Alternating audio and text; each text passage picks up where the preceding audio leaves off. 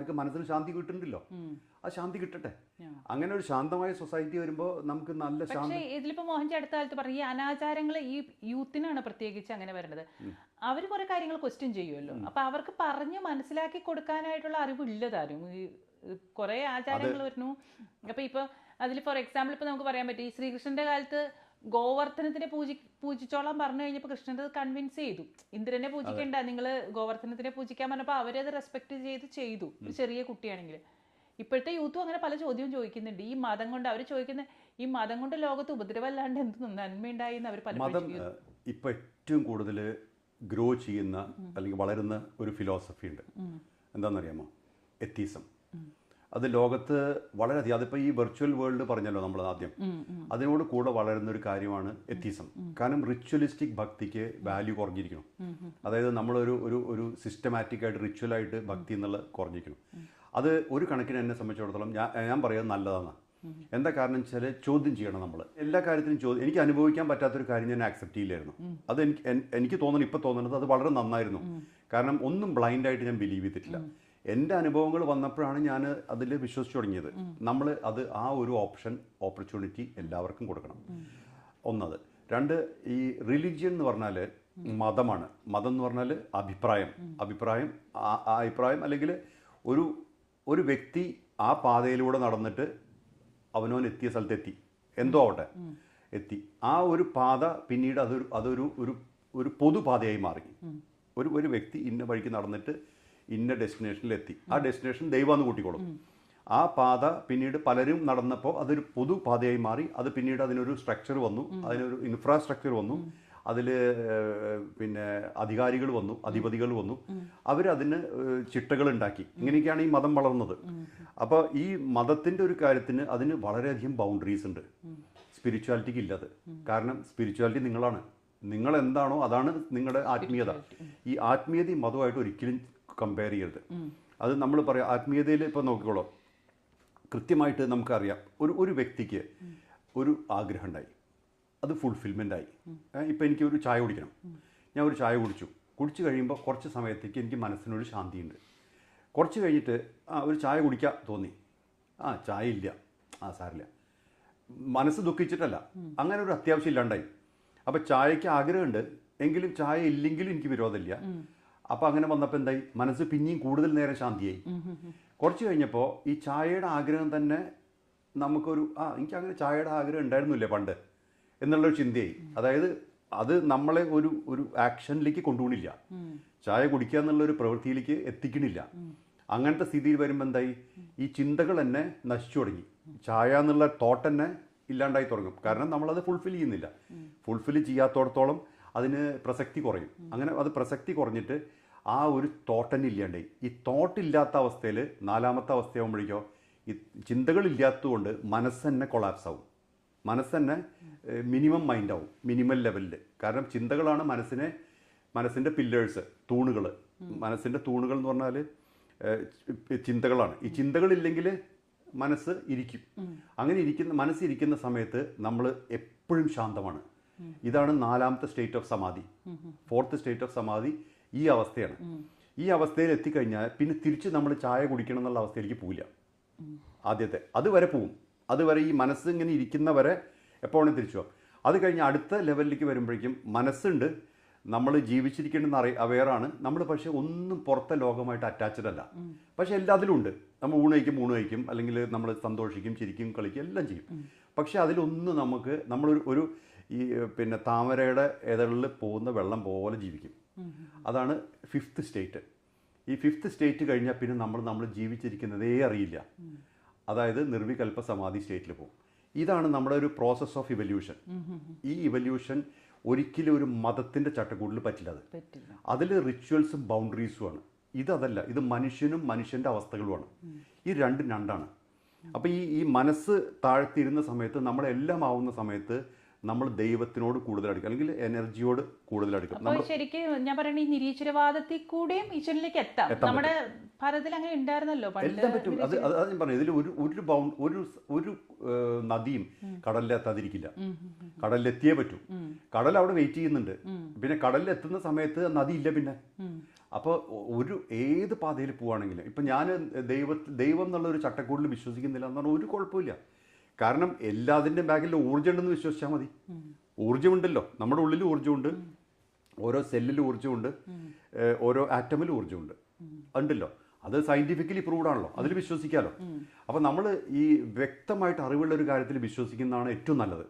അല്ലാണ്ട് ഒരാൾ പറഞ്ഞു കേട്ടിട്ടുള്ള ഒരു അഭിപ്രായത്തിലോ അല്ലെങ്കിൽ ഒരു അസംഷനിൽ, അതായത് ഞാൻ ഇങ്ങനെ വിചാരിക്കണു എന്ന് പറഞ്ഞാൽ അതിൽ വിശ്വസിക്കുന്നതിൽ നല്ലത് ഇതുണ്ടെന്ന് എനിക്കറിയാം, ഞാൻ ഇതിൽ വിശ്വസിക്കുന്നു, അറിഞ്ഞ് വിശ്വസിക്കുന്നതാവുമ്പോൾ അതിൽ സ്റ്റെബിലിറ്റി ഉണ്ട്. അല്ല, മോഹൻജിയുടെ പാതയിൽ എനിക്ക് തോന്നിയിട്ടുള്ള ഞാനും മോഹൻജിയും തമ്മിൽ സ്പിരിച്വൽ സംസാരം വളരെ കുറവായിരുന്നു അല്ലേ. കാര്യങ്ങൾ ഞാൻ അങ്ങനെ ചോദിച്ചിട്ടില്ല. ഞാൻ ഇന്ന കാര്യങ്ങളുണ്ട്. അപ്പം എന്നെ സംബന്ധിച്ചിടത്തോളം മോഹൻജിയോട് ചോദിച്ച് മനസ്സിലാക്കിയേക്കാൾ കൂടുതൽ എനിക്ക് അനുഭവങ്ങൾ ഉണ്ടായിട്ടുണ്ട്. ആ അനുഭവങ്ങൾ വരുമ്പോൾ നമുക്ക് അപ്പോഴൊന്നും മനസ്സിലാവില്ല ഈ അനുഭവങ്ങളുടെ എന്താ പറയുക ഡെപ്ത് എന്താണ്, ഈ അനുഭവങ്ങൾ എന്താണ് എനിക്ക് കൺവേ ചെയ്യുന്ന മെസ്സേജ് എന്ന് അപ്പോഴൊന്നും മനസ്സിലാവില്ല. പക്ഷെ പിന്നീട് പതുക്കെ പതുക്കെ കുറച്ച് കഴിയുമ്പോൾ നമുക്ക് വേറൊരു തലത്തിൽ നിന്നിട്ട് അതിനെ നോക്കി മനസ്സിലാവും. അപ്പോൾ അനുഭവങ്ങൾ തരിക എന്നുള്ളതാണ് എനിക്ക് തോന്നുന്നു മോഹൻജിയുടെ പാതയുടെ ഒരു പ്രത്യേകത. അനുഭവങ്ങളിലൂടെ വളരുക, അവയർനെസ് കൂട്ടുക, ഇങ്ങനെയൊക്കെ എക്സ്പീരിയൻഷ്യൽ, അതാണ് സ്പിരിച്വാലിറ്റിയാണ് മോഹൻജിയുടെ ആ ഒരു ഇതെന്ന് തോന്നുന്നു. ആ പ്രസൻസും ആ എക്സ്പീരിയൻസ് തരുന്നത്. അപ്പോൾ അങ്ങനെ വരുമ്പോൾ നമുക്ക് പ്രത്യേകിച്ച് ചട്ടക്കൂടുകളൊന്നും ആവശ്യമില്ല. നമുക്ക് എക്സ്പീരിയൻസ് വന്നുകൊണ്ടേയിരിക്കും. ആ എക്സ്പീരിയൻസിൽ കൂടെ നമ്മുടെ അവയർനെസ് എല്ലാം വരും. നമുക്ക് ഒരു ശാശ്വതമായിട്ട് സ്റ്റെബിലിറ്റി വേണമെങ്കിൽ എക്സ്പീരിയൻഷ്യൽ തന്നെയാവണം. അതായത് നമ്മൾ വേറൊരാൾ പറഞ്ഞു കേട്ട കാര്യം, ഇപ്പം എനിക്ക് ഒരാൾ പറഞ്ഞിട്ട് എൻ്റെ അടുത്ത് ഫോളോ ചെയ്യുന്ന ആൾക്കാരോട് എനിക്ക് അത്ര വലിയൊരു ഇതില്ല. അതായത് വേറൊരാൾ പറഞ്ഞു കേട്ടിട്ട് അയാൾ എന്നെ കാണാൻ വരുന്നു, അപ്പോൾ അയാളുടെ വ്യക്തിത്വം എന്തായി? അപ്പോൾ അയാൾ പറയാ ഇയാൾ മോഹൻജി നല്ലതല്ല പറയുമ്പോൾ അയാൾ പോവും ചെയ്യില്ലേ? അതേ സമയത്ത് നമ്മൾ നേരിട്ട് കണക്ട് ചെയ്യുന്നു. ഇപ്പം നോക്കുക, ഇപ്പം ഞാൻ വിചാരിക്കല് മാതാപിതാ ഗുരു ദൈവം എന്നുള്ളത്. അപ്പോൾ അതിൽ നമ്മൾ മാതാവിനോടും പിതാവിനോടും കണക്ട് ചെയ്യുന്ന അതേ ഇതിൽ വേണ്ട ഗുരുവായിട്ട് കൺസിഡർ ചെയ്യുന്നുണ്ടെങ്കിൽ, സുഹൃത്തായിട്ടാണെങ്കിൽ സുഹൃത്ത് ബന്ധം കൂട്ടിക്കോളൂ, മാതാപിതാ സുഹൃത്ത് ദൈവം എന്നാലും ശരി, ആ സുഹൃത്തുക്കളോടും കണക്ട് ചെയ്യുന്നത് നമുക്ക് കൺസിസ്റ്റൻസി വേണ്ടേ? അപ്പോൾ ഇപ്പം ഞാൻ നാളെ എനിക്ക് ദീപ എനിക്ക് നിങ്ങളെ ഇഷ്ടമില്ല, ഞാൻ ഇനി മേലെ കാണില്ല എന്ന് പറയുന്നത് എൻ്റെ മനസ്സ്, അത് മൈൻഡിൻ്റെ ഒരു സങ്കുചിതത്വമല്ലേ? എന്തിന് നമ്മൾ അങ്ങനെ ഒരാളെ വെറുക്കണം, ഒരാളെ ഇതാക്കണം? അതായത് ചിലർ മരിച്ചു പോവും, കൊഴിഞ്ഞു പോവും, അങ്ങനെയൊക്കെ സംഭവിക്കും. അതായത് നമ്മുടെ ജീവിതത്തിൽ നിന്ന് വേറെ എന്തെങ്കിലും കാരണങ്ങൾ കൊണ്ട് അത് നമുക്ക് കൺട്രോളില്ല. അത് ഡെസ്റ്റിനിയുടേതാണ്. ഡെസ്റ്റിനിയാണല്ലോ ജനനം മുതൽ മരണം വരെ കൊണ്ടു നടക്കണം. പക്ഷേ ഒരു കാരണവശാലും നമ്മൾ ഡെലിബറേറ്റ്ലി ആരോടും തെറ്റേണ്ട കാര്യമില്ല, ആരെയും വെറുക്കേണ്ട കാര്യമില്ല, ആരുടെ അടുത്തും പിരിഞ്ഞു പോകേണ്ട കാര്യമില്ല. അതൊക്കെ എനിക്ക് വലിയ അത്ഭുതമാണ്. എൻ്റെ അടുത്ത് ഇങ്ങനെ പോയ ആൾക്കാരുണ്ട്, ഞാൻ എപ്പോഴും വിചാരിക്കും അവരുടെ നഷ്ടമല്ലേ, എനിക്കൊന്നും നഷ്ടപ്പെട്ടിട്ടില്ല. കാരണം ഞാൻ അന്നും ഉണ്ട് ഇന്നും ഉണ്ട്, ഇപ്പോഴും ഞാൻ അവരെ സ്നേഹിക്കുന്നുണ്ട്. എനിക്ക് അതേപോലത്തെ ഒരു ഫീലിംഗ് അവരോടുണ്ട്. അപ്പോൾ ചിലർ പറയാം ഞങ്ങൾ വേറെ പോവാണ്, വേറെ ഗുരുവിൻ്റെ അടുത്ത്. ഞാൻ പറഞ്ഞു വേറെ ഗുരു എവിടെ വേണേ പൊക്കോളൂ, കാരണം അതിൽ എനിക്കൊരു ഇൻസെക്യൂരിറ്റി ഇല്ല. നിങ്ങൾക്ക് നന്മ മാത്രമേ ആവശ്യമുള്ളൂ. നിങ്ങൾക്ക് എവിടെയാണോ സൗകര്യം അവിടെ നിൽക്കുക. എൻ്റെ അടുത്ത് നിൽക്കുകയാണെങ്കിൽ എനിക്ക് റെസ്പോൺസിബിലിറ്റി ഉണ്ട്, നിങ്ങൾ പോയി കഴിഞ്ഞാൽ എനിക്ക് ആ റെസ്പോൺസിബിലിറ്റി ഇല്ല. അത്രേ വ്യത്യാസമുള്ളൂ. അപ്പോൾ നമ്മളെപ്പോഴും ഒരു കാര്യമുണ്ട്, ഈ എക്സ്പീരിയൻഷ്യൽ ആയിട്ടുള്ള കാര്യങ്ങളിൽ പോവുക. അതായത് എനിക്ക് ഇപ്പം കുറേ ആൾക്കാർ പലർക്കും ഞാൻ പറയാം, ഇപ്പം നേരത്തെ ദീപ പറഞ്ഞ പോലെ ഇവർക്ക് ഞാൻ ധരിക്കുന്ന ഡ്രസ്സും കാര്യങ്ങളൊക്കെ വെച്ചിട്ട് അവർക്ക് ഞാൻ ആരാന്ന് അങ്ങനെ പിടികിട്ടില്ല. ഞാൻ ജീൻസും ടീഷർട്ടും കിട്ടല്ലേ നടക്കണേ. അപ്പോൾ പക്ഷെ ചിലർ പറയും നിങ്ങളുടെ അടുത്ത് ഇരിക്കുമ്പോൾ എന്തോ വലിയ മനസ്സിന് ശാന്തിയുണ്ട്, നിങ്ങളുടെ അടുത്ത് നിന്ന് വെറുതെ ഇരുന്നാൽ മതി. അപ്പം ഞാൻ വിചാരിക്കുന്നത് എൻ്റെ പ്രസൻസിന് പവർ ഉണ്ടാവണം, അല്ലെങ്കിൽ ഒരു കാര്യമില്ല. ഈ പറയുന്ന മുഴുവൻ ഫേക്കല്ലേ പിന്നെ. അതായത് എൻ്റെ പ്രസൻസിന് പവർ ഇല്ലെങ്കിൽ ഒരു ഇതും ഉണ്ടാവില്ല, ഒരു വാല്യൂ ഉണ്ടാവില്ല പ്രസൻസിന്. അതായത് അപ്പം നമ്മുടെ പ്രസൻസിന് പവർ ഉണ്ടാവണം. അത് പവർ ഉണ്ടാവണമെങ്കിൽ ഞാൻ എന്നെ തന്നെ വിശ്വസിക്കണം. ഇപ്പോൾ അത് എല്ലാവർക്കും പറ്റിയത് എൻ്റെ മാത്രം കഴിവൊന്നുമല്ല. ഇപ്പം നിങ്ങളെ വിശ്വസിച്ചാൽ നിങ്ങളുടെ പ്രസൻസിന് ശക്തി കൂടും. അതായത് നിങ്ങൾക്ക് ആകെ വിശ്വാസം വേണ്ടത് നിങ്ങളോട് തന്നെയാണ്. നിങ്ങളെ തന്നെ 100% വിശ്വസിക്കുന്നു, ആക്സെപ്റ്റ് ചെയ്യുന്നു, റെസ്പെക്റ്റ് ചെയ്യുന്നു എന്ന് പറയുമ്പോൾ നിങ്ങളുടെ ഒരു വ്യക്തിത്വത്തിന് വലിയ ശക്തി വരും. അങ്ങനത്തെ ഒരു വ്യക്തിത്വത്തിൻ്റെ അടുത്ത് ഇരിക്കാൻ നമുക്ക് വലിയ സന്തോഷമായിരിക്കും. അത് മഹാത്മാഗാന്ധിയിലും ഉണ്ടായിരുന്നു, അബ്ദുൽ കലാം സാറിൻ്റെ മുകളിലും ഇതെല്ലാം അവർക്കൊക്കെ ഉണ്ടായിരുന്നു. അത് അവരിപ്പോൾ പ്രസിഡൻ്റ് ആയതുകൊണ്ടും അങ്ങനെയൊന്നുമല്ല. അബ്ദുൽ കലാം എന്നുള്ളൊരു വ്യക്തിയുടെ അടുത്ത് ഇരിക്കുമ്പോൾ ആൾക്കാർക്ക് നല്ല ശാന്തി ഉണ്ടായിരുന്നു, സമാധാനം ഉണ്ടായിരുന്നു. കാരണം എന്താണെന്ന് വെച്ചാൽ അവർ വ്യക്തിത്വം അത്രയും സ്റ്റെബിലൈസ്ഡ് ആണ്. അതെന്താ വെച്ചാൽ അതിൻ്റെ ഒരു കാര്യം, ഞാൻ എന്നെ തന്നെ റെസ്പെക്റ്റ് ചെയ്യുന്നു, ഞാൻ എന്നെ ആക്സെപ്റ്റ് ചെയ്യുന്നു, ഞാൻ എന്നെ സ്നേഹിക്കുന്നു. അത് മറ്റുള്ളവരെ സ്നേഹം കുറച്ചുകൊണ്ടല്ല, അവരേലും ബെറ്ററാന്ന് വിചാരിച്ചുകൊണ്ടല്ല, ഞാൻ എന്താണോ അത് ഞാൻ ആക്സെപ്റ്റ് ചെയ്യുന്നു. അങ്ങനെ നമ്മൾ ലെവലിൽ വന്നു കഴിഞ്ഞാൽ പിന്നെ നമ്മൾ ഓട്ടോമാറ്റിക്കലി സ്പിരിച്വലാണ്. നമ്മൾ ഒരു എക്സ്റ്റേണൽ ദൈവത്തിനെയോ അല്ലെങ്കിൽ ഒരു ബുക്കിനെയോ വിചാരിച്ചിട്ടല്ല ജീവിക്കണേ. വേറെ ആരോ പറഞ്ഞ കാര്യങ്ങൾ നമ്മൾ തൊടാതെ വിഴുങ്ങിയിട്ടല്ല ജീവിക്കണം. നമുക്കിപ്പോൾ എന്താണ് ആവശ്യം വെച്ച് കഴിഞ്ഞാൽ ശക്തമായിട്ടുള്ള വ്യക്തികളാണ്, കറപ്റ്റ് അല്ല, അവർക്ക് വേറെ ആരുടെ ഒന്നും വേണ്ട. ഭാരതത്തിൻ്റെ ഒരു സമ്പത്ത് അതായിരുന്നു. അതായത് ഈ കാർൽ മാർക്സൊക്കെ ഹാവ് നോട്ടൊക്കെ പറഞ്ഞല്ലോ, ഉള്ളവനും ഇല്ലാത്തവനും. ആ സമയത്ത് ഭാരതത്തിൽ ഉണ്ടായിരുന്ന ഒരു പറ്റം ആൾക്കാരിന് ഇപ്പോഴും ഉണ്ട്, ഉണ്ടായിട്ടും വേണ്ടാത്തവർ. അതായത് അവർക്ക് എന്ത് വേണമെങ്കിൽ ഉണ്ടാവാം, എത്രയും കപ്പാസിറ്റി ഉണ്ട് അവർക്ക്. കാരണം അവർ മാഗ്നറ്റ് പോലെ എല്ലാം അട്രാക്ട് ചെയ്യുന്നവരുണ്ട്. പക്ഷെ അവർക്കൊന്നും വേണ്ട. യോഗികൾ വലിയ യോഗികൾ. അതിപ്പോൾ അത് യോഗികൾ കൂട്ടണ്ടേ. അപ്പോൾ അബ്ദുൽ കലാമൊക്കെ അദ്ദേഹം ഒരു യോഗി തന്നെയാണ്. അതെ, അവർ അങ്ങനെ യോഗികളുണ്ട് നമ്മുടെ ഇടയിൽ. പൊളിറ്റിക്സിലുണ്ട് അങ്ങനത്തെ ആൾക്കാർ. അവർക്ക് ഒന്നും വേണ്ട. അവർക്ക് എന്താണോ അവർ തന്നെ അവർ രാജ്യത്തിന് കൊടുത്തിരിക്കുകയാണ്. അത് വളരെ വലിയൊരു കാര്യമാണ്. അങ്ങനത്തെ ആൾക്കാരുണ്ട്. ഇവരെക്കുറിച്ചാണ് പഠിക്കേണ്ടത്, ഇവരെക്കുറിച്ചാണ് ലോകം അറിയേണ്ടത്.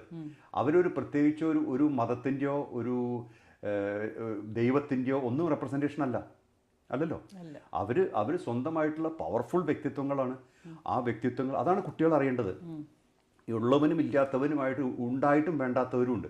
ഇതാണ് ശക്തി, അതിലാണ് ശക്തി. അവർ എപ്പോഴും അവരെ തന്നെ അങ്ങ് കൊടുത്തിരിക്കുക ഭൂമിക്ക് വേണ്ടിയിട്ട്. നിങ്ങൾ എടുത്തോളൂ. ഒരു കപ്പ് കൊടുന്ന കപ്പിലിടുക, ബക്കറ്റ് കൊടുന്ന ബക്കറ്റിലും ഇടുക, ബാത്ത് ടബ് കൊടുന്ന അതിലും കൊള്ളും. അപ്പം അങ്ങനെ ഒരു ലിവിങ് നദികൾ അല്ലെങ്കിൽ ഓഷ്യൻ, സമുദ്രം, ജീവിക്കുന്ന സമുദ്രമായിട്ടുള്ളവരുണ്ട്. അപ്പം മോഹൻജിയുടെയും ഒരു പ്രത്യേകത എന്ന് പറഞ്ഞാൽ ഒരു ഓഷൻ പോലെയാണ്. മോഹൻജിയുടെ പ്രസൻസ് ആണ് മോഹൻജിയുടെ ശക്തി എന്ന് എനിക്ക് തോന്നിയിട്ടുണ്ട്. കാരണം ഇപ്പോൾ പുതുതായിട്ട് വന്നവരും പറയുന്നുണ്ട് മോഹൻജിയുടെ പ്രസൻസ് അവർക്ക് ഫീൽ ചെയ്യുന്നുണ്ടെന്ന്. അപ്പോൾ പുതുതായിട്ട് വന്നവർക്കുള്ള ഒരു സംശയം ഞാൻ ചോദിക്കാം, അവർക്ക് കോൺസെൻട്രേറ്റ് ചെയ്യാൻ പറ്റുന്നില്ല ഈ ധ്യാനത്തിൽ. കുറച്ച് കഴിയുമ്പോഴേക്കും മനസ്സ് പോണു. അവരോട് പറയാറുണ്ട് മോഹൻജിയുടെ കണ്ണുകളുമായിട്ട് കണക്ട് ചെയ്യും, അപ്പോൾ നിങ്ങൾക്ക് കുറച്ചും കൂടെ നേരം ധ്യാനിക്കാൻ പറ്റുന്നു. അപ്പോൾ അവരെന്നോട് ചോദിച്ചൊരു ചോദ്യമാണ്, മോഹൻജിയോടൊന്ന് ചോദിക്കാമോ, എങ്ങനെ കുറച്ച് നേരം കൂടി അവർക്ക് ഒന്ന് ധ്യാനത്തിൽ. ഞാൻ പറയട്ടെ, ഇപ്പോഴത്തെ സിറ്റുവേഷനിൽ ഇത്രയും ഫ്രീക്വൻസി ഷിഫ്റ്റുകൾ നടക്കുന്ന ഒരു സമയമാണ് അല്ലേ ലോകത്ത്. പല ലെവലിലുണ്ട്. ഇപ്പോൾ പൊല്യൂഷൻ ഫ്രീക്വൻസി ഷിഫ്റ്റാണ്.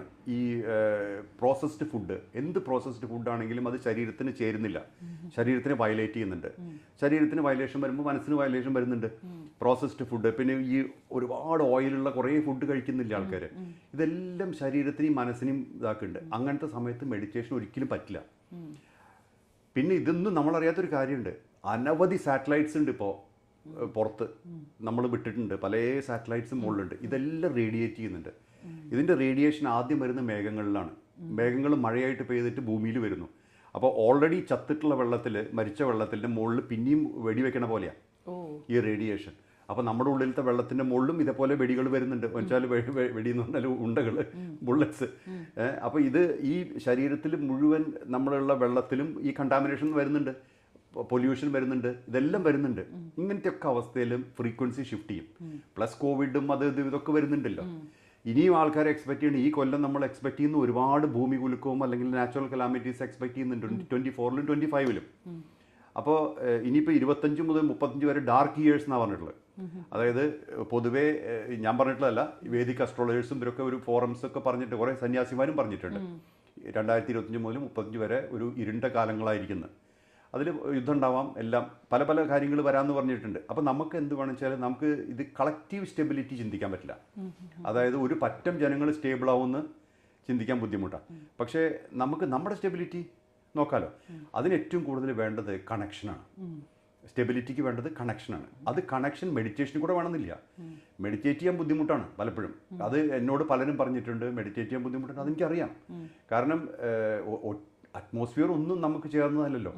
ഇപ്പം ഞാൻ പറയും, ഇപ്പോൾ ബോസ്നിയയിൽ നമ്മളൊരു സ്ഥലം, അത് സരയോ പോലെ തന്നെയാണ്. അതിൻ്റെ തൊട്ടപ്പുറത്ത് ഒരു അറവുശാലയാണ്. തൊട്ടപ്പുറത്ത് എന്ന് പറഞ്ഞാൽ ഏകദേശം ഒരു 1/2 കിലോമീറ്റർ അപ്പുറത്ത് ഒരു അറവുശാലയാണ്. എത്രയോ മൃഗങ്ങൾ അവിടെ മരിക്കുകയാണ് ഡെയിലി. അങ്ങനത്തെ എനർജി ആ ഏരിയയിൽ മുഴുവൻ ഉണ്ടാവില്ലേ അല്ലേ? അവരൊന്നും സന്തോഷിച്ച് മരിക്കില്ലല്ലോ. അതായത് ഞാൻ ഇനിയിപ്പം എന്തായാലും എൻ്റെ ജീവിതം കഴിഞ്ഞു, ഞാൻ എൻ്റെ ശരീരമൊക്കെ ആൾക്കാർക്ക് തിന്നാൻ കൊടുക്കാം എന്നവന് മരിക്കല്ലോ. ഫോഴ്സ്ഫുള്ളി മേർഡർ ചെയ്യല്ലേ, കൊലപാതകമല്ലേ. അപ്പോൾ അതിൻ്റെ എനർജി ഉറപ്പായിട്ടും ആ ഏരിയയിൽ ഉണ്ടാവുമല്ലോ. അപ്പോൾ നമുക്ക് എന്താ ചെയ്യാൻ പറ്റുക? നമ്മുടെ കാര്യങ്ങൾ ഇൻറ്റൻസിഫൈ ചെയ്യാനേ പറ്റുള്ളൂ. അതായത് അതിൽ തുടക്കം നമ്മളെ സെൽഫ് ആക്സെപ്റ്റൻസ് തുടങ്ങും. പിന്നെ ചാൻറ്റിങ് വളരെ നല്ലതാണ്. ജപം വളരെ ഈസിയാണ്. അത് മന്ത്രങ്ങൾ വേണമെന്നില്ല, ചില്ലറയായിട്ട് ഹം ചെയ്താൽ തന്നെ മതി. ഇപ്പം പല ആൾക്കാർക്കും ചിലർക്ക് പല മന്ത്രങ്ങൾ ഓർക്കാൻ പറ്റില്ല എന്ന് പറഞ്ഞു. ഓം ഭയങ്കര സിമ്പിൾ ആണ്. ഓം അല്ലെങ്കിൽ അതിലും മതി, ഹമ്മിങ് ആയാലും മതി, ഓം ആണെങ്കിലും ഹം ആണെങ്കിലും മതി. അത് ഉള്ളിൽ നമ്മൾ ഫീൽ ചെയ്തുകൊണ്ടിരിക്കുക. അപ്പോൾ നമുക്ക് അലൈൻമെന്റ് വരും. മന്ത്ര എന്ന് പറഞ്ഞാൽ ഫ്രീക്വൻസിയാണ്, ഫ്രീക്വൻസി എന്ന് പറഞ്ഞാൽ അലൈൻമെന്റ് ആണ്. അപ്പോൾ ഈ ഫ്രീക്വൻസി അലൈൻമെന്റ് വരുമ്പോൾ നമുക്ക് സ്റ്റെബിലിറ്റി വരും. അപ്പോൾ ഇതേപോലെ പിന്നെ ഞാൻ എപ്പോഴും പറയാറുള്ളത്, നിങ്ങൾ എന്നെ കോർത്താൽ മതി, ഞാൻ കൂടെ ഉണ്ടാവും. അതിന്റെ എത്രയോ ഞാൻ എക്സ്പീരിയൻസ് ഉണ്ട്. അതായത് കോൺഷ്യസ്നെസ് ആയിട്ട് അതിപ്പോൾ പുതിയതായിട്ട് വന്ന കുട്ടികൾക്കും തോന്നുന്നുണ്ട് കേട്ടോ, കണക്ഷൻ ഉണ്ട്.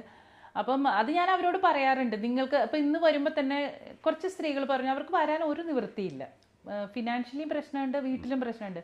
ഞാൻ പറഞ്ഞു നിങ്ങൾ ലക്കിയാണ്, നിങ്ങൾ ഇങ്ങനെ ഇരുന്ന് വിഷമിച്ച് ചിന്തിക്കുമ്പോൾ നിങ്ങൾക്ക് കണക്ട് ചെയ്യാൻ പറ്റും ഈസി ആയിട്ട്. കാരണം ഞാൻ ആ ഒരു പ്രോസസ്സിലൂടെ കടന്നു വന്നത്. എനിക്ക് മോഹൻജിയുടെ ഒരു പരിപാടിക്കും അങ്ങനെ പങ്കെടുക്കാനൊന്നും പറ്റിയിട്ടില്ല. പക്ഷേ നമ്മൾ മനസ്സുകൊണ്ട് കണക്ട് ചെയ്യുമ്പോൾ മോഹൻജിയുടെ ഓരോ എംപവർമെൻറ്റ് കഴിയുമ്പോഴും എനിക്ക് തോന്നാറുണ്ട് ഞാൻ കുറച്ചും കൂടി എംപവേർഡ് ആയിരുന്നു. അപ്പോൾ അങ്ങനെ മോഹൻജിയുടെ പ്രസൻസ് കൊണ്ട് മാത്രം എംപവേർഡ് ആവുന്നവരുണ്ട്.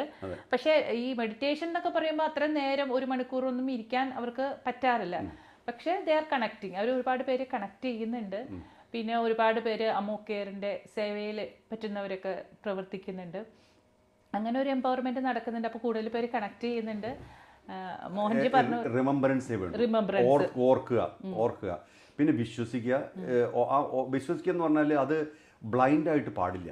അതായത് വേറെ ആരോ പറഞ്ഞു മോഹൻജി എന്തോ ആണ്, അങ്ങനെ വിശ്വസിക്കരുത്. കാരണം അത് ശാശ്വതമല്ല. നമുക്ക് ഫീൽ ചെയ്യണം, നമുക്ക് അതിൽ അനുഭവത്തിൽ വരണം, അനുഭവം വരാനുള്ള സമയം കൊടുക്കണം. അതായത് വെറുതെ ആരെങ്കിലും പറഞ്ഞു കേട്ടിട്ട് എന്നെന്നല്ല ആരെയും ഫോളോ ചെയ്യരുത്. അപ്പൊ ചൂഷണം ചെയ്യപ്പെടും.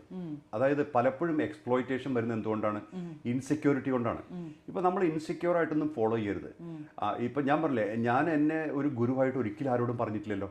ഇതുവരെ നിങ്ങൾ എവിടെയും കാണില്ല ഞാനാണ് ഗുരു, അല്ലെങ്കിൽ ഞാൻ നിങ്ങളുടെ ഗുരുവാണ്, ഞാൻ ഗുരുവാണെന്ന് തന്നെ പറഞ്ഞിട്ടില്ല. ഒരാളോട് ഞാൻ പറഞ്ഞിട്ടില്ല ഞാൻ ആത്മസാക്ഷാത്കാരം നേടിയ വ്യക്തിയാണ്. അതൊന്നും ആവശ്യമില്ല. അതൊക്കെ എന്ന് പറഞ്ഞാൽ നമ്മൾ എന്തിനാണ് പ്രൂവ് ചെയ്യാൻ നിൽക്കുന്നത്?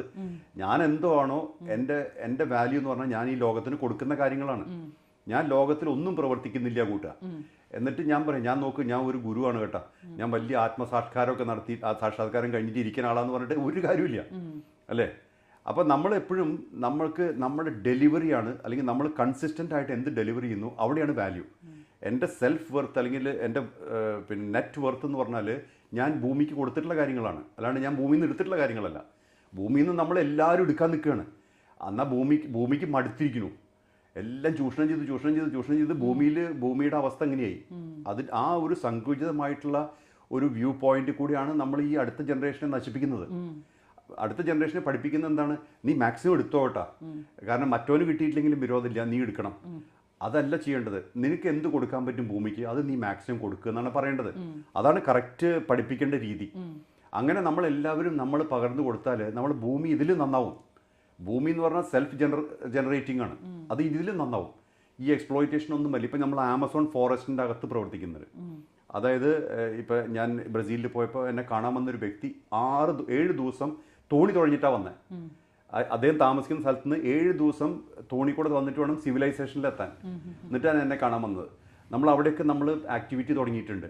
അപ്പോൾ നമ്മൾ എന്താ ഉദ്ദേശിക്കണമെന്ന് വെച്ചാൽ ഇവരൊക്കെ കോൺഗ്ലോമറേറ്റ് ചെയ്തിട്ട് ഫോറസ്റ്റ് പ്രൊട്ടക്ട് ചെയ്യാനാണ്, റെയിൻ ഫോറസ്റ്റ് പ്രൊട്ടക്ട് ചെയ്യാൻ. അപ്പോൾ നമ്മൾ പല വർക്ക് ചെയ്യുന്നുണ്ട് ഇപ്പോൾ, ഡിഫറെൻറ്റ് വർക്കുകൾ. ഞാനൊന്നും വെറുതെ ഇരിക്കുന്നില്ല. ഞാനിത് ബ്രിട്ടീഷ് പാർലമെൻറ്റിൽ സംസാരിച്ചപ്പോഴും ഞാൻ ഇതാ പറഞ്ഞത്, നമുക്ക് ഇനിയുള്ള സമയത്ത് ഇരിക്കാൻ സമയമില്ല. നമുക്കിപ്പോൾ ഇന്നിപ്പോൾ എൻ്റെ ഹാർട്ട് വർക്ക് ചെയ്യുന്നുണ്ടെങ്കിൽ അത് ഭൂമിക്ക് വേണ്ടിയായിരിക്കണം, ഭാരതത്തിന് വേണ്ടിയായിരിക്കണം. അല്ലാണ്ട് നമ്മൾ എന്തെങ്കിലും എനിക്ക് ഇതിൽ നിന്ന് കിട്ടും വിചാരിച്ചിട്ട് എനിക്ക് ഒരാൾ അവാർഡ് തരുന്നോ റെക്കഗ്നീഷൻ തരുന്നോ അതൊന്നും പ്രതീക്ഷിച്ചിട്ടല്ല ചെയ്യേണ്ടത്. അങ്ങനെ ചെയ്തു കഴിഞ്ഞാൽ പിന്നെ നമുക്ക് മുമ്പിലേക്ക് പോകാൻ പറ്റില്ല. മാത്രമല്ല അത് നമ്മളെ തന്നെ സ്റ്റാഗ്നേറ്റ് ചെയ്യും, നമ്മൾ ഇരുന്ന് പോകും. അപ്പോൾ അതുകൊണ്ട് എപ്പോഴും നമ്മൾ അങ്ങോട്ട് എന്ത് കൊടുക്കാൻ പറ്റും, എനിക്കെന്ത് ചെയ്യാൻ പറ്റും എന്നുള്ള ലെവലിൽ മാത്രമേ പ്രവർത്തിക്കാവൂ. അതൊരു കാര്യം. രണ്ടാമത്തെ കാര്യം എന്ന് പറഞ്ഞാൽ ഇപ്പോഴത്തെ സമയം, ഈ കലിയുഗത്തിൽ ഏത് ഫ്രീക്വൻസിയും വർക്ക് ചെയ്യും. അതാണ് വ്യത്യാസം. അതായത് ചിലരുണ്ട് സത്യയുഗ ഫ്രീക്വൻസിയിൽ ഓപ്പറേറ്റ്. ഞാനത് മോഹൻജിയുടെ അടുത്ത ചോദ്യം ചോദിക്കാൻ, പലരും സത്യയുഗത്തിലേക്ക് കടന്നു. ഇൻഡിവിജ്വലി പറ്റും. ഇപ്പോൾ പറ്റും. നമുക്ക് സത്യയുഗത്തിന്റെ ഫ്രീക്വൻസിയിൽ തന്നെ ഓപ്പറേറ്റ് ചെയ്യാൻ പറ്റും, ത്രേതായുഗത്തിന്റെ ഫ്രീക്വൻസിയിൽ ഓപ്പറേറ്റ് ചെയ്യാൻ പറ്റും, ദ്വാപരയുഗത്തിന്റെ ഫ്രീക്വൻസിയിൽ ഓപ്പറേറ്റ് ചെയ്യാൻ പറ്റും, കലിയുഗത്തിന്റെ എന്തായാലും ഉണ്ട്, കലിയുഗ അപ്പം ഉണ്ട്. അപ്പം നമുക്ക് ഈ സമയത്ത് ഇൻഡിവിജ്വലി മാക്സിമം പോകാൻ പറ്റും. നല്ല സമയമാണത്. അതിനെന്ത് വേണം വെച്ചാൽ സ്റ്റേബിൾ കണക്ഷൻ വേണം. നമ്മൾ ഇപ്പോൾ ഞാൻ പറഞ്ഞില്ലേ, എത്ര സമയം എടുത്തോളൂ നിങ്ങളൊരു വ്യക്തിനെ ഗുരുവായി സങ്കല്പിക്കാൻ. അത് നിങ്ങൾ ടെസ്റ്റ് ചെയ്ത് പ്രൂവ് ചെയ്തെടുത്താൽ മതി. ഒരിക്കലും ധൃതി വെച്ചിട്ട് വേറെ ആൾ പറഞ്ഞു പോയിട്ട് പോകരുത്. അങ്ങനെ പോയിട്ടുള്ളവരൊന്നും നിന്നിട്ടില്ല. അതുകൊണ്ട് കാര്യം നമ്മൾ ഒരു വേറെ ആൾ പറഞ്ഞിട്ട് ഇയാൾ ഭയങ്കര ഗുരുവാണ്, അതാണ് ആൾ പോയി അതൊന്നുമില്ല, കാരണം എല്ലാവർക്കും എല്ലാം കിട്ടില്ലല്ലോ. അപ്പോൾ അങ്ങനെ പോയവർ അതേപോലെ പോയിട്ടുണ്ട്. അവർ ഡിസപ്പോയിൻറ്റഡ് ആയി പോയി, കാരണം എക്സ്പെക്റ്റേഷനാണ് അവർ അവിടെ എത്തിച്ചത്. എക്സ്പെക്റ്റേഷൻ പാടില്ല. എനിക്ക് ഇദ്ദേഹത്തിനോട് കൂടെ ചേർന്ന് പ്രവർത്തിക്കണം, അല്ലെങ്കിൽ കൂടെ നിൽക്കണം, അല്ലെങ്കിൽ ജസ്റ്റ് അറൗണ്ട് വേണം. ഇപ്പോൾ ഗോപിമാരും ശ്രീകൃഷ്ണൻ്റെ കൂടെ പറഞ്ഞില്ലേ, അത് ഞാൻ അന്ന് ബോംബെയിൽ എക്സ്പ്ലെയിൻ ചെയ്ത് കേട്ടിട്ടുണ്ടാവും.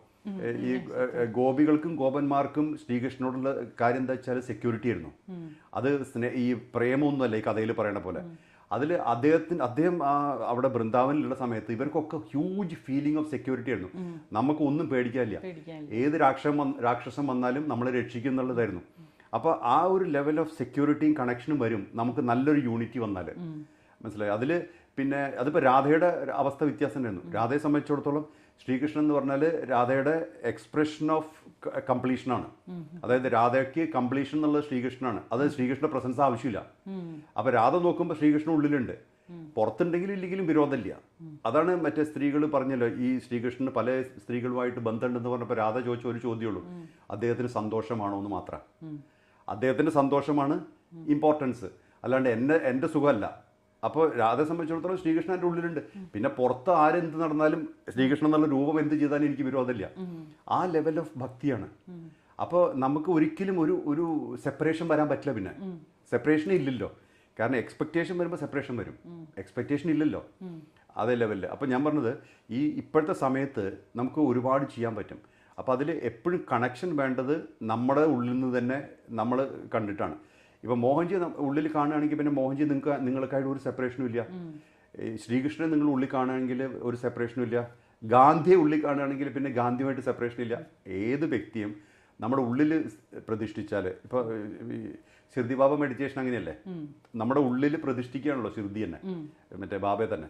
അപ്പോൾ നമ്മളും ബാബയും വ്യത്യാസമില്ലല്ലോ. ഇതാണ് നമ്മൾ അറിയേണ്ടത്. ഇതിന് പ്രത്യേകിച്ച് മെഡിറ്റേഷൻ്റെ ആവശ്യമില്ല, ഇതിനൊരു അവയർനെസ്സേ വേണ്ടൂ. അത് ഇപ്പം നോക്കി എന്നെ ഏറ്റവും കൂടുതൽ ഇപ്പം നോക്കിയിട്ടുണ്ടോ, 70% യൂത്താണ് ഫോളോ ചെയ്യുന്നത് അല്ലേ. എന്നോട് കണക്ഷൻ വരുന്നൊക്കെ ഈ ഒരുപാട് പ്രായമുള്ളവരല്ല, കാരണം പ്രായമുള്ളവർ റിച്വൽസ് വേണം, അവർക്ക് ചില റിച്വൽസിലാണ് ഫോളോ ചെയ്യുന്നത്. യൂത്തിന് അങ്ങനെയല്ലല്ലോ. ഇപ്പം ഏറ്റവും കൂടുതൽ കണക്ട് അതിൽ ഒരു പരിധി വരെയൊക്കെ അത്തീസ്റ്റാണ് എന്നെ കണക്ട് ചെയ്യുന്നത്. യൂറോപ്പിലും വരെയൊക്കെ അമേരിക്കയിലും അവർ ദൈവവിശ്വാസം ഇല്ലാത്തവരാ. പക്ഷെ അവർ എന്നോട് പറഞ്ഞു, മോഹൻജി പറയുന്നതിൽ ഞങ്ങൾക്ക് മനസ്സിലാവുന്നുണ്ട്, സെൻസ് ഉണ്ട് പറയും. അതെന്താ കാരണം വെച്ചാൽ ഞാൻ ആരെയും ഇപ്പോൾ ഒരാൾ വന്നിരുന്നു, അയാൾ പിന്നെ സയൻറ്റിസ്റ്റാണ്. അയാൾ പറഞ്ഞു ഞാൻ ഇതിലൊന്നും വിശ്വസിക്കുന്നില്ല. അപ്പോൾ അയാളുടെ ചോദ്യങ്ങൾ ഞാൻ സയൻറ്റിഫിക്കായിട്ട് ആൻസർ ചെയ്തു. അങ്ങനെ പറഞ്ഞു കഴിഞ്ഞാൽ അയാൾ പറഞ്ഞു ദാറ്റ് മേക്ക് സെൻസ്. അതാണ്. ഇപ്പോൾ ഒരു സിമ്പിൾ എക്സാമ്പിൾ ഞാൻ പറയാം. ഈ ഗണപതി, ആൾക്കാർ ചോദിക്കും why you have a god with an elephant head and a monkey head, monkey space, elephant space. ഞാൻ പറഞ്ഞു അതിന് വ്യക്തമായ കാര്യമുണ്ട്. ഞാൻ പറഞ്ഞു ഗണപതി എന്ന് പറഞ്ഞാൽ പാർവതി ദേവി, പാർവതി അമ്മ, അദ്ദേഹത്തിൻ്റെ അമ്മ ഒരു ബോഡി ഗാർഡിനെ ക്രിയേറ്റ് ചെയ്തത് അവനവനെ പ്രൊട്ടക്റ്റ് ചെയ്യാൻ. പാർവതി വിചാരിച്ചു എനിക്കൊരു പ്രൊട്ടക്ഷൻ ആവശ്യമുണ്ട്, അപ്പോൾ ഒരു രൂപം ഉണ്ടാക്കി. കാരണം അവർക്ക് കപ്പാസിറ്റി ഉണ്ട്, അങ്ങനെ ഒരു വ്യക്തി ഉണ്ടാക്കാനും ലൈഫ് കൊടുക്കാനുള്ള കപ്പാസിറ്റി ഉണ്ട്. എന്ത് വിചാരിച്ചു, അങ്ങനെ രൂപം ഉണ്ടാക്കിയിട്ട് ജീവൻ കൊടുത്ത് ശിവൻ വന്നു കഴിഞ്ഞപ്പോൾ മനസ്സിലായി ഇത് പാർവതിയുടെ മകനാണ്. അപ്പോൾ യുദ്ധത്തിൽ വന്നു, മകനാന്ന് ആദ്യം മനസ്സിലായിട്ടില്ല എന്ന് പറയണു, അതൊക്കെ മനസ്സിലായിട്ടുണ്ടാവും, അല്ലാണ്ട് ശിവനല്ലേ, മനസ്സിലായിട്ടുണ്ടാവും.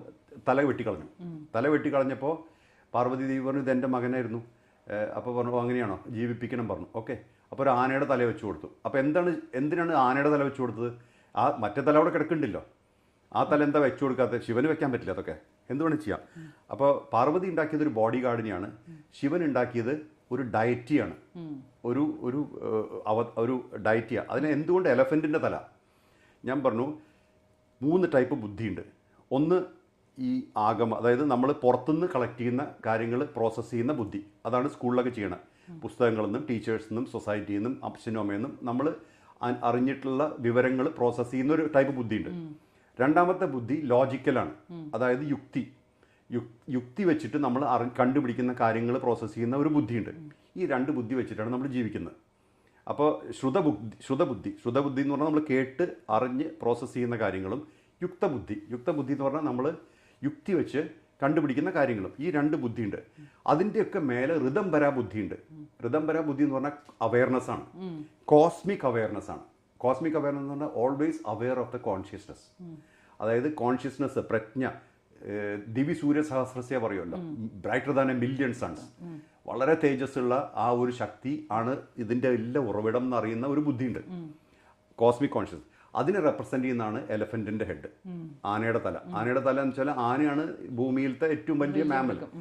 ആ വലിയ തല എന്ന് പറഞ്ഞു കഴിഞ്ഞാൽ അത് പറയുന്നത് വലിയ ബുദ്ധി. വലിയ ബുദ്ധി എന്ന് പറഞ്ഞാൽ ഋതംബരാ ബുദ്ധി. ഋതംബരാ ബുദ്ധി എന്ന് പറഞ്ഞാൽ ലോകം എന്താണ്, അല്ലെങ്കിൽ ലോകത്തിൽ ക്രിയേഷൻ്റെ ഉറവിടം എന്താണെന്ന് അറിയുന്ന ഒരു അവയർനെസ്. ഇത് അവയർനെസ്സിന്റെ സാച്ചുറേഷൻ ആണത്. Awareness of consciousness.